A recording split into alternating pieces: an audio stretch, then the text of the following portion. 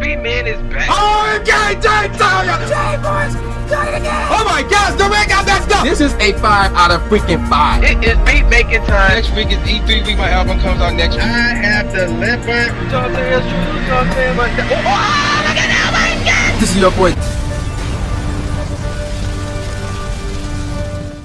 Alright, ladies and gentlemen of the YouTube citizens, y'all know who this is. This is your boy Dash the True Inferno. And I'm here with y'all because I had to change topics here. Originally, I ain't gonna tell you what I'm gonna talk about. Well, I was gonna talk about originally. I'll talk about that next week. This week, a bit of news came out Tuesday, November the 29th. So I had to change topics and talk about it. Now, normally, and it is about college football. Now, normally, the only time I talk about college football is when I give y'all my predictions right before the season starts regarding who's going to win their conference, who's going to do what in the postseason, who's going to be the national champions and things of that nature. But because of how things are right now when it comes to determining the 4 teams who will play for the national championship, it's so chaotic right now, I have to talk about it. So, let me set the stage for y'all real quick by explaining to you how this works. There are, within the college football, I'm not sure if you can call it a league, but within the college football, I guess we could call it not system, sport. College football sport, there is a number of conferences, some that are major, others that are not. We're going to focus on 5 major conferences, and those 5 are the SEC, which is normally reserved for teams who are in the Southeast, like Alabama, like Florida, Tennessee, for example.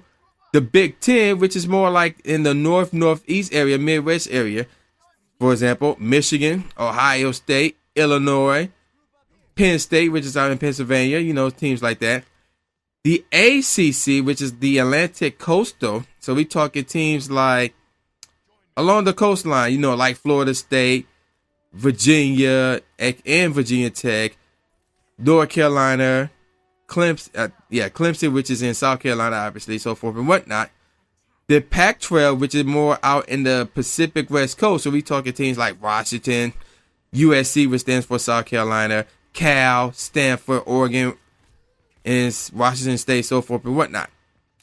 Also, the Big 12, which is more like in the Southwest. So we talking Texas, Oklahoma, and things of that nature. And I believe that's all the teams. Yes, that is all the teams. So, yes, we got the SEC, the Big 10, the Big East, the ACC, and the Pac-12. Now, remember, like I said, after the regular season ends and after all the conference championship games have been played, whoever's ranked in the top 4 will make it to the playoff, which can only hold 4 teams. Number 1 will play number 4. Number 2 will play number 3. And then after that, whoever's left between those 2 matchups will play against each other where a national champion will be crowned. Now, here's how things stand last week before the games took place last week. Number 1 was Alabama from the SEC, followed by number 2, Ohio State. And as you all know, I cannot stand Ohio State. Number 3 was my boys, Michigan. As y'all know, that's my team right there. Number 4 was Clemson, followed by Washington. Clemson from the ACC, Washington from the Pac-12. Number 6 was Wisconsin. Number 7 was Penn State, both from the Big 10. Number 8 was Oklahoma from the Big 12. Number 9 was Colorado, also from the Pac-12. Number 10 was Oklahoma State, obviously from the Big 12. Now, aside from the 2 Oklahoma teams who did not play a game last week, everybody in the top 10 played a game. Number 2, Ohio State played against number 3, Michigan. And so, yeah, there you go with that. And unfortunately, due to shady officiating, Ohio State barely, and I mean barely, defeated Michigan by 3 points in Columbus, Ohio. So, yeah, there you go with that. With the exception of Oklahoma and Oklahoma State, who did not play a game, and Michigan, who lost to number 2, Ohio State, every other top 10 team won their game. And it's very important to note that Colorado won because they took on a highly ranked Utah squad as well. And that's important, and I'll tell you right in a second. Now, here's the college football rankings when it came out yesterday. Alabama still number 1. Ohio State still number 2. Now, here's where the changes begin. Clemson moved up to number 3. Washington moved up to number 4. Michigan drops to number 5. So now they are on the outside looking in. Wisconsin is still number 6. Penn State still number 7. Colorado moved up to number 8, pushing Oklahoma back to number 9, and Oklahoma State remains at number 10. So this week is conference championship weeks, and whatever teams still have a regular season game to play, they will take care of that during this week as well. So Alabama got their SEC conference championship game against Florida, who ironically is ranked 15th. Ohio State, despite being the second highest ranking team in the nation, not only are they not in their conference championship game, they didn't even win their own division. I'll tell you who that is in a minute. Clemson is number 3. They will be in the ACC conference championship game against Virginia Tech, who is also ranked. In fact, they are ranked 23rd. Remember, yes, they are ranked 23rd. Washington is in the Pac-12 conference championship game against Colorado. That's why that game against Utah was so important. If Colorado were to lose that game, then the team who is 11th, USC, would be going. And what would be an interesting rematch. But anywho, Michigan is number 5, and just like Ohio State, Michigan in the same division as Ohio State, the Big Ten East, are not playing in a conference championship game. Did not win their own division. But the two teams who are ranked behind them are playing in the Big Ten Conference Championship game. So you're probably wondering, Ray, how's that so? Well, geniuses, Penn State actually won the Big Ten East, the same division Michigan and Ohio State in. Penn State won the right to go to face the Big Ten West winner, who just so happened to be Wisconsin. So yes, number 6 will square off against number 7 for the Big Ten Conference Championship game, but yet those two teams are ranked behind Ohio State and Michigan, who are also from the same conference. How crazy is that? Number 8, Colorado, we already talked about them. They got to play against Washington in the Pac-12 Conference Championship game. Now, even though the Big 12 does not have an official championship game, number 9 and number 10, Oklahoma and Oklahoma State, will play against each other, and basically the winner of that one will win the Big 12 conference. So, yeah, there you go with that. So what does all this mean? Well, the mindset here is Alabama is favored to win everything, unfortunately, but especially their own conference. So they're going to get into the playoff.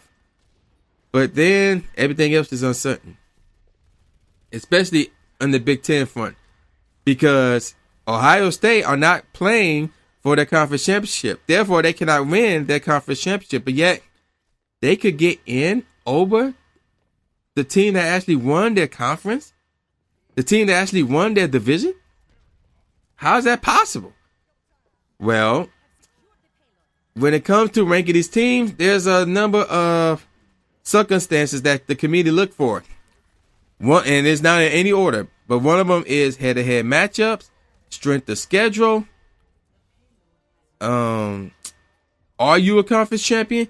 And also your games against common opponents.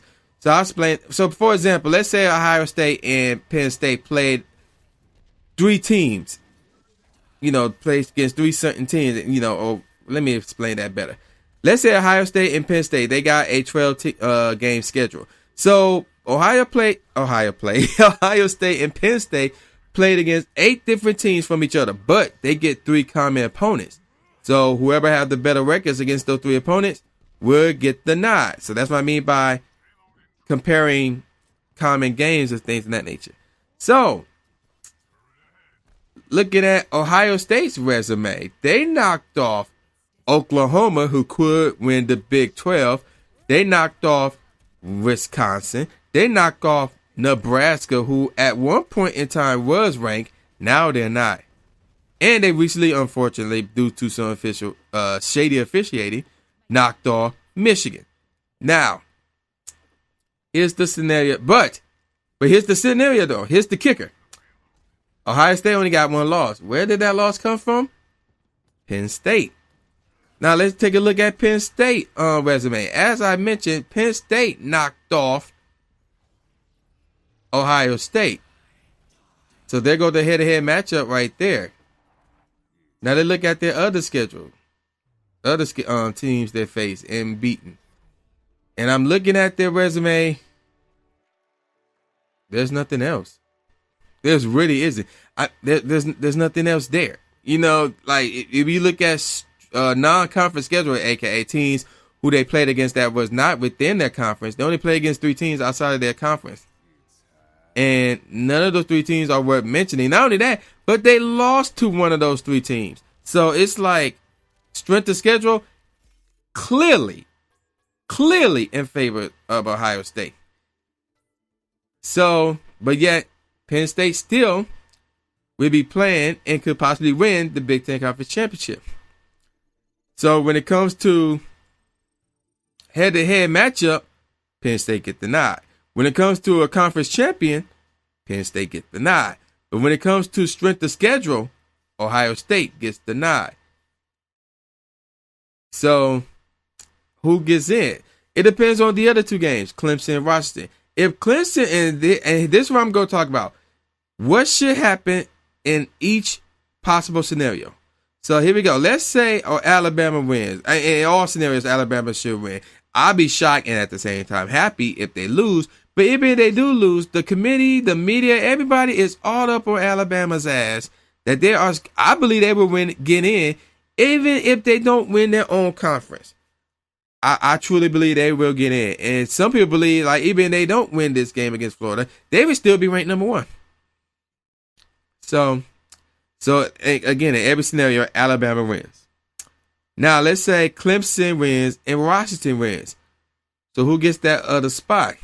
Would it be Ohio State, who have a very good strength of schedule, or would it be the Penn State-Wisconsin winner? Well, if it's Wisconsin that defeats Penn State, then it would be easily Ohio State, and here's why. Despite the fact that Wisconsin have a pretty decent resume knocking off LSU, knocking off who was ranked, knocking off Nebraska, who was ranked, knocking off Michigan State, who was ranked. But here's the problem. They lost to Michigan and Ohio State. So even though Wisconsin would be conference champions, but in a head-to-head matchup against Ohio State, they don't have that. Strength of schedule compared to Ohio State, they don't have that. So Wisconsin would be left out in favor of Ohio State. Now, if Penn State was to win against Wisconsin, then it would be different. The only thing Ohio State would have over Penn State, as I mentioned, is strength of schedule. But a head-to-head win, that's Penn State. And the conference championship, that's Penn State. And because of that, I would have to say that Penn State should get in because they just cleared off 2 out of the 4 criteria needed to differentiate 2 teams. And that's head-to-head and the conference champion. And see how they're both from the same conference and even in the same division. Penn State should get the nod over Ohio State, even though Penn State have 2 losses, while Ohio State only have 1. Which is, again, to Penn State. So there you go with that. Now, let's create an interesting scenario. Let's say Clemson or Washington was to lose their conference championship game. One of them lose, meaning the other one wins. So now there's 2 spots available. Who should get the 2 spots? So you're probably thinking, oh, it should be easy. The Big Ten champion, Ohio State. No, it's not that easy because there's another team in the mix in the form of the Michigan Wolverines, who are also from the Big Ten Conference and who is also from the Big Ten East Division. Now, here's why they're in the mix. And it don't matter who wins the conference championship. Here's why Michigan's in the mix. Michigan, the schedule is good as well. It's not as good as Ohio State, I will admit. Well, is it as good? No, it's not as good as Ohio State, but it's kind of close. Because Michigan knocked off a Colorado team who could win the Pac-12. And here's the 2 most important victories. Michigan knocked off Penn State and Wisconsin. And they defeated those 2 teams along with Colorado in back-to-back weeks. 3 straight weeks. They knocked off Colorado, Penn State, and Wisconsin, rather. So, with that out the way, you really want to put Penn State Penn State or Wisconsin over a team that they couldn't beat? That's the question. So, but yet, again, strength of schedule, that's clearly in favor of Michigan over both Penn State and Wisconsin. So in a scenario like that, where Washington or Clemson were to lose, Ohio State would get in my opinion.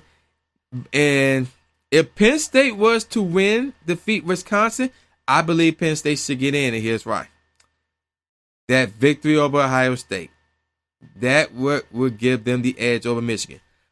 Because while, yeah, Penn State did lose to Michigan, but Penn State could counter that and say, hey, we won the division. Michigan didn't. We won the conference championship. Michigan didn't. We beat Ohio State. Michigan didn't. So as painful as that is for me to say, even though Penn State did lose to Michigan, but Penn State still edged Michigan out in everything else, and if it comes down to which two teams from the Big Ten East should get in the playoff, it would be, unfortunately, Ohio State and Penn State. Thus, Michigan would be left out. Now, here's the interesting question. What if Wisconsin were to win and not Penn State? Oh, that one's easy. Then it would be Ohio State and Michigan that should get in. So you probably wondering, wait. You're not putting a Big Ten Conference championship in there? Nope. Here's why. Wisconsin's strength of schedule?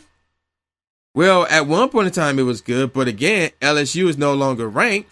So it's like that win don't mean much now. And yeah, they defeated Michigan State when they was ranked. But now that win don't mean much now. And yeah, they defeated Nebraska when they were ranked. But now that win don't mean much now. So in the two games that they actually played that could have mean something, they lost back-to-back weeks in the form of Michigan and Ohio State. So yeah, that's why strength of schedule would easily favor Michigan and Ohio State. Head-to-head matchup favors Michigan and Ohio State. And those two elements, I had to put them ahead of Wisconsin. Now, here's another scenario. This is the scenario that I'm hoping for. Let's say Washington and Clemson was to lose. Oh, this is easy. Alabama would get in, Ohio State would get in, the Penn State, Wisconsin winner would get in, and Michigan would get in. And you're probably wondering, and this is where the likes of the Big 12 comes to play. But wait a minute, what about Oklahoma State? They're ranked in the top 10. Well, here's the problem with those two teams. Oklahoma and Oklahoma State are, yeah, they're in the top 10, but they are ranked so far in the top 10, you really expect them to leapfrog over Colorado, Penn State, Wisconsin, Washington, and Clemson? No, that's too much leaping. It's too late for both of those teams. Not to mention, let's say Oklahoma was to win. You look at their non-conference schedule. They lost to Houston, who was ranked. Now they're no longer ranked. And they lost to Ohio State. So you mean to tell me you're going to put them ahead of Ohio State, who they didn't beat? No. And then you look at Oklahoma State's schedule. And this will actually be my first time looking at their schedule, or strength of schedule, rather. And Oklahoma State, aside from the teams they played in the Big 12 Conference, they didn't play against anybody. I mean, their non-conference schedule is garbage. So, and in fact, they suffered a loss against Central Michigan. And that team, if memory serves me correctly, isn't that good. So, which is ironic, I did want to go to Central Michigan when I was in college. But I digress. Central Michigan, not that good of a team. They're 6-6. So, I mean, come on now. Their strength of schedule is garbage. They're too far back in the rankings. And Oklahoma lost to Ohio State. And to make matters worse, with that loss, they got destroyed in their own backyard. You can't do that. So, yeah, Oklahoma State out of it. So, if Clemson and Washington were to lose, expect three teams from the Big Ten, possibly from the same division, to be in the playoff. So, there you go with that. And that's the scenario I'm hoping for, that I'm rooting for. If not, and one of those teams, Clemson and or Washington, was to lose, I'm hoping that Wisconsin win, because that way that would increase Michigan's chances of getting in. So, yeah, there you go with that, man. And this game is obviously over, and this is nearly a 20-minute long video. So, yeah, I'm going to end it right here, man. Y'all know who this is. This is the new Jay Gatsby, a.k.a. the new Stevie A. Smith, saying peace out, y'all. Now, see y'all next time. Oh!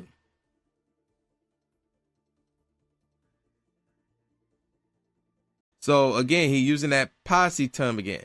Now, is posse by itself a racist word? No. Is the way that Phil Jackson using it makes the word racist? No. Is Phil Jackson is racist? No. I don't believe that. Otherwise, I would have heard stories from Pippen, Jordan, Rodman, Shaq, Kobe, Derek Fisher, Robert Horry, who are all African Americans that played under Phil Jackson. In fact,